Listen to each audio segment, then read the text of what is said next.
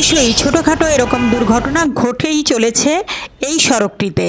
বিভিন্ন বিভাগের খোঁড়াখুড়িতে সড়ক হয়ে গেছে খোঁড়া, তেমনি খুঁড়িয়ে খুঁড়িয়ে চলছে যানবাহনও। এই চিত্রটি মতিঝিল থেকে সায়দাবাদ সড়কের, যে সড়কটি দিয়ে চট্টগ্রাম এবং সিলেটের পরিবহন চলাচল করে।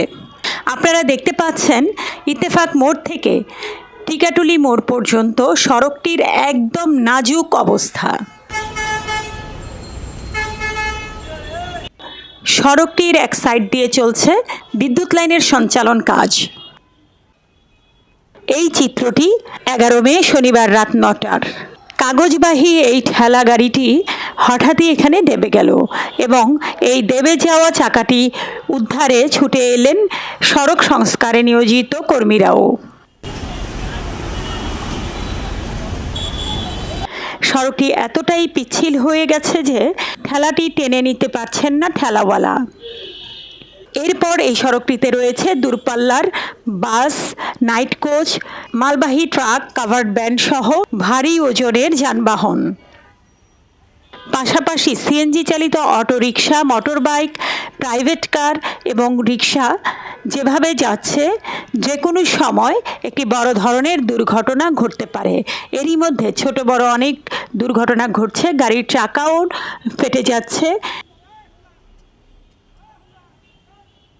সড়কটির এই বেহাল দশায় এই পথের যাত্রীদের চরম ভোগান্তি পোহাতে হচ্ছে।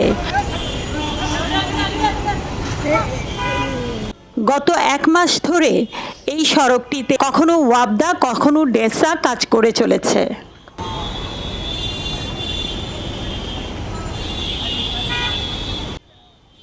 ঢাকা দক্ষিণ সিটি কর্পোরেশনের আওতাধীন এই সড়কটিতে সংস্কার কাজের সময় সিটি কর্পোরেশন থেকে বলা হয়েছিল যে সড়কই খোঁড়াখুড়ি করা হবে তা 3 দিনের মধ্যে শেষ করে দিতে হবে।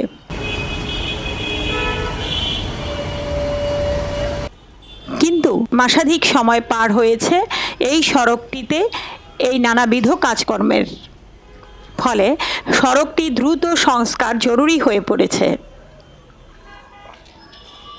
যেহেতু আগেই বলেছি সড়কটি সংযোগ করছে ঢাকা সিলেট, ঢাকা চট্টগ্রামের যোগাযোগ।